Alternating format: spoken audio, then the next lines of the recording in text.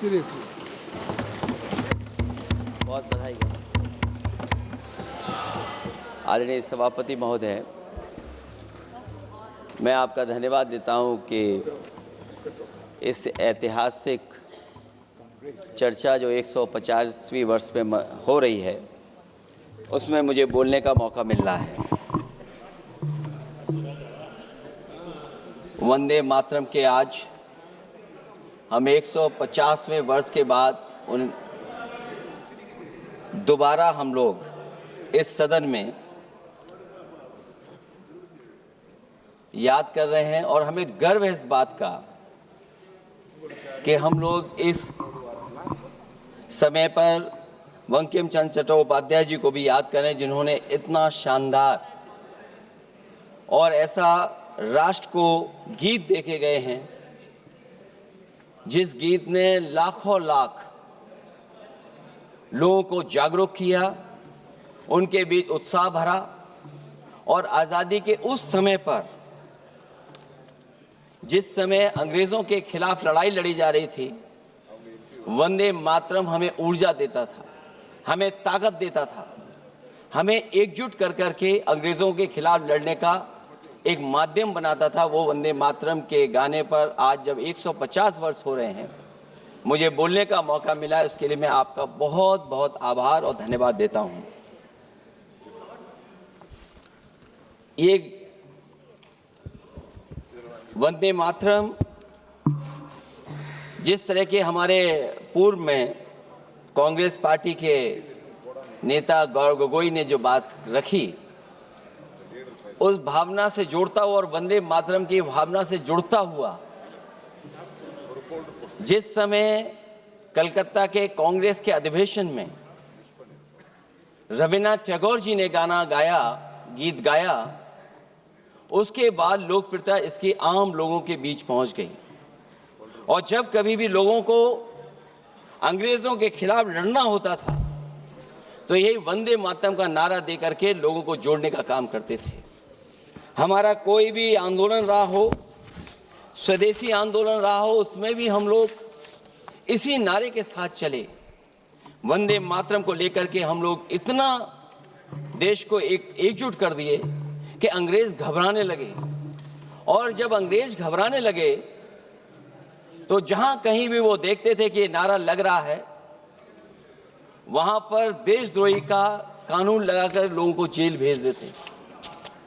ये भी इतिहास है कि जिस समय बंगाल में बच्चों ने गाना गाया, इस गीत को अपने क्लासरूम में गाया, उस समय भी अंग्रेजों ने उनके खिलाफ मुकदमा लगा के उन्हें जेल भेजने का काम किया। ये वंदे मातरम अंग्रेजों ने बैन भी कर दिया। 1905 से लेकर के 1908 तक बैन कर दिया गया और बैन के बाद भी लोग माने नहीं, हमारे क्रांतिकारी लोग माने नहीं और वंदे मातरम को हमेशा उन्होंने अपने दिल और दिमाग में रखा और जनता के बीच में इस आंदोलन को आगे बढ़ाते रहे। सभापति महोदय, जो हमारे सत्ता पक्ष के लोग हैं वो हर चीज को ओन करना चाहते हैं। ये 150वें वर्ष में जब हम वंदे मातरम याद कर रहे हैं, बंकिम चंद्र चट्टोपाध्याय जी को हम याद कर रहे हैं कि उन्होंने इतना महान गीत हमें दिया है। सत्ता पक्ष के लोग समय समय पर हमें देखने को मिलता है कि जो महापुरुष उनके नहीं हैं या जो चीज उनकी अच्छी नहीं है उनको वो ओन करना चाहते हैं। 150वें वर्ष वंदे मातरम, मैं अभी वो बात कहूंगा और मैं बात कहूंगा और हमारे मंत्री जी उसका जवाब देना। सभापति महोदय, क्योंकि ये बात ओन करने की आ रही है, अपनाने की बात आ रही है, तो मैं सभापति महोदय मैं अपने सत्ता पक्ष के लोगों को याद दिलाना चाहता हूं। सत्ता पक्ष के लोगों की जो पार्टी आज है भारतीय जनता पार्टी, जिस समय गठन हो रहा था, हमारे मुंबई और महाराष्ट्र के लोग जानते होंगे कि जिस समय गठन की चर्चा थी उस समय आपके जो अध्यक्ष चुने गए थे उनको जो भाषण देना है उस पर भी बहस चल रही थी। और बहस इस बात की थी कि भारतीय जनता पार्टी सेकुलर रास्ते पे जाएगी, सोशलिस्ट रास्ते पे जाएगी कि नहीं जाएगी। तमाम विरोध के बाद भी उस समय के उनके राष्ट्रीय अध्यक्ष जो चुने गए थे, उन्होंने वही रास्ता अपनाया अपने भाषण में। समाजवादी आंदोलन, समाजवादी विचारधारा और सेकुलर रास्ता अपनाया। और वही नहीं, जो उनका मंच था उसमें जयप्रकाश जी की तस्वीर लगा करके भी उन्होंने लोगों को ये भ्रम फैलाने की कोशिश की कि जेपी के रास्ते पर भारतीय जनता पार्टी चलेगी। बताएं माननीय मंत्री जी, आप कितने सेकुलर हैं आज, कितने सोशलिस्ट हैं आज? अभी गौरव गोगोई जी ने ठीक कहा, इंडिगो का हवाई जहाज उड़ नहीं रहे हैं, उड़ नहीं रहे कि उड़ाए नहीं जा रहे हैं? उड़ाए नहीं जा रहे। और क्या बात कही गई थी कि गरीब भी उसमें चल सकेगा। इसलिए सभापति महोदय, मैं बात दूसरी तरफ नहीं ले जाना चाहता हूं। वंदे मातरम सिर्फ गाने के लिए नहीं है, निभाने के लिए भी होना चाहिए। सभापति महोदय, आज हम आकलन करें, पीछे मुड़ करके देखें कि हम इस वंदे मातरम को कितना निभा रहे हैं। जिस वंदे मातरम ने आजादी के आंदोलन में सबको जोड़ा, आज के दरारवादी लोग उसी से देश को तोड़ना चाहते हैं। ऐसे लोगों ने, सभापति महोदय, ऐसे लोगों ने पहले भी देश के साथ दगा किया और आज भी कर रहे हैं। ये चर्चा तो जोड़ने का काम करेगी ना अखिलेश जी, क्योंकि आज वंदे मातरम की चर्चा, वही मैं कह रहा हूँ, वंदे मातरम में जोड़ने का ही काम करेगी। वंदे मातरम कोई दिखावा नहीं है, ना ही राजनीति का विषय है। क्योंकि सभापति महोदय, हम जब ये चीज इनके विचारों से, इनके भाषणों से जब बाहर सुनते हैं तो ऐसा लगता है कि वंदे मातरम इन्हीं का बनवाया हुआ गाना है। जिन्होंने, सभापति महोदय, जिन्होंने आजादी के आंदोलन में भाग ही नहीं लिया है, वो वंदे मातरम का महत्व क्या जानेंगे। सच तो ये है कि सरफरोश लोग वंदे मातरम दिल से बोलते थे। उन आजादी के दीवानों के खिलाफ कुछ लोग अंग्रेजों के लिए जासूसी और मुखबिरी का भी काम करते थे। दरअसल ये राष्ट्रवादी नहीं बल्कि राष्ट्रविवादी लोग हैं। जहां विवाद करना हो, कभी अंग्रेज विवाद कर करके, डिवाइड कर करके, डिवीजन कर करके राज किया करते थे। सभापति महोदय, आज भी वही रास्ता कुछ लोग अपना रहे हैं। वो डिवीजन का रास्ता अपना रहे हैं, डिवाइड का रास्ता अपना रहे हैं, दरारवादी रास्ता अपना रहे हैं। इनका इतिहास खंगाला जाए कि इन्होंने आजादी के पहले और आजादी के बाद वंदे मातरम क्यों नहीं गाया। ये सभापति महोदय, आज जब हम वंदे मातरम पे इतनी चर्चा कर रहे हैं, जिस भाव से हम लोग यहाँ बैठे हैं, कम से कम ये भी खंगाला जाए इतिहास में कि वंदे मातरम कुछ लोगों ने कब गाया। उन मुखबरों से ये सवाल पूछा जाए कि स्वतंत्रता के बाद भी उन्होंने अपना गीत क्यों बनाया। उनकी एक रंगी सोच ने तिरंगा क्यों नहीं फहराया। वंदे मातरम सियासत के झूठे राष्ट्रवादियों के लिए नहीं है, गलत लोगों की गलत मंशा पूरा देश समझता है। और केवल यही नहीं ओन करते हैं, कभी कभी भारत माता का जो चित्र है, जो पेंटिंग कभी बंगाल के महान लोगों ने बनाई थी,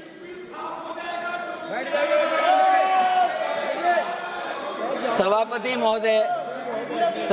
महोदय इनको देख लीजिए और फिर बैठ जाओ। सभापति महोदय, राजभर जी आप बैठिए, आपके नेता बोल रहे हैं। सभापति महोदय, आपके वंदे नेता बोल रहे हैं, आप मातरम का बैठिए ना। भाव ये भी था कि कम्युनल पॉलिटिक्स नहीं चलेगी और कम से कम हमारे उत्तर प्रदेश के साथियों ने कम्युनल पॉलिटिक्स को अंत किया है वहां पर जहां से कभी इन्होंने शुरू की थी। राजभर जी और आप बैठिए, सभापति महोदय, वंदे मातरम बैठिए। एक भाव के रूप में हमारे अंदर बसा है। चाहे उसके शब्द ना याद हो, चाहे अर्थ ना मालूम हो, चाहे पूरा याद ना हो, उस सच्चे भारतीय के अंदर देश प्रेम की भावना जगाने के लिए इसके दो शब्द ही काफी हैं। जो सच में देश की एकता और अखंडता चाहते हैं, जो भाईचारे को बुनियाद मानते हैं, उनके लिए दो शब्द भी पर्याप्त हैं जो इस वंदे मातरम से हमें मिलते हैं।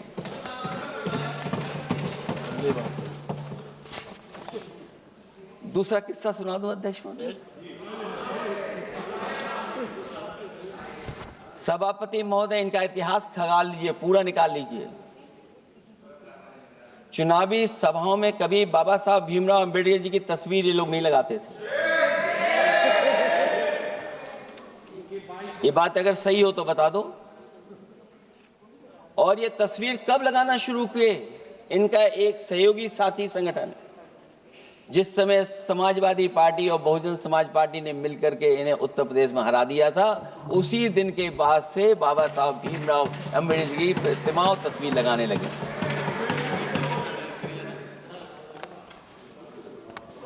इसलिए सभापति महोदय, ये वंदे मातरम केवल गीत नहीं है। गीत के साथ साथ आज हमें ऊर्जा भी देता है। उस समय क्रांतिकारियों को ऊर्जा मिलती थी, एकजुटता का नारा था, हम साथ लेकर के चल रहे थे सबको, और देश के सभी लोगों ने जाति धर्म को भुला करके एक साथ मिलकर के वंदे मातरम के सहारे अंग्रेजों को भगाने का लगातार कोशिश की। और अंततः परिणाम ये हुआ कि जब देश जागा, वंदे मातरम के साथ साथ जय हिंद का नारा, इंकलाब जिंदाबाद का नारा लगा करके अंग्रेजों को इस देश से भगाने का काम किया। आज सभापति महोदय, जब हम चर्चा कर रहे हैं, हम कैसा देश बनाना चाहते थे और किस दिशा में हम लोग देश को ले जा रहे हैं। सभापति महोदय, मुझे अच्छा लगा कि प्रधानमंत्री जी ने वो बात याद दिलाई कि अंग्रेजों के जमाने में अगर बच्चे भी वंदे मातरम गा देते थे तो उन्हें देशद्रोही के कानून से जेल भेज दिया जाता था। आज जब हम आजाद हो गए हैं तो आज देखिए उत्तर प्रदेश में क्या हो रहा है कि जो प्राइमरी स्कूल है वो बंद किए जा रहे हैं। 26,000 से ज्यादा स्कूल बंद हो गए। और जब बच्चों को पढ़ाने के लिए हम लोगों ने जिम्मेदारी उठाई, पीढ़ी के समाज के लोगों ने जागरूक होकर के पढ़ाने की कोशिश की, तो कभी अंग्रेजों ने मुकदमा लगाया था बच्चों पर देशद्रोह का। आजादी के बाद भारतीय जनता पार्टी की सरकार ने वहां पर मुकदमे उन पे लगाए जो पढ़ने गए और जो पढ़ाने गए। तो इसलिए वंदे मातरम का भाव जो था, उसी भाव से जुड़ करके हम सब मिल करके इस देश को और मजबूत करें। यही हमारी भावना है, यही हमारी सदस्यों की भावना है। जब हम 150वें वर्ष में याद कर रहे हैं तो वहीं हम ये याद करें कि जिस भावना से वंदे मातरम को हम लोगों ने देश के सामने गा गा करके अंग्रेजों को भगा दिया, ये देश कैसे मजबूत हो, एकजुट कैसे हो, बिना भेदभाव के, और संविधान से कैसे चलें, क्योंकि ये संविधान से ही मिला हुआ हमें गीत है। इसलिए इस गीत के माध्यम से हम किसी पर टिप्पणी और किसी पर थोपने की कोशिश न करें और न किसी पे दबाव बनाने की कोशिश करें। आपका सभापति जी का बहुत बहुत धन्यवाद।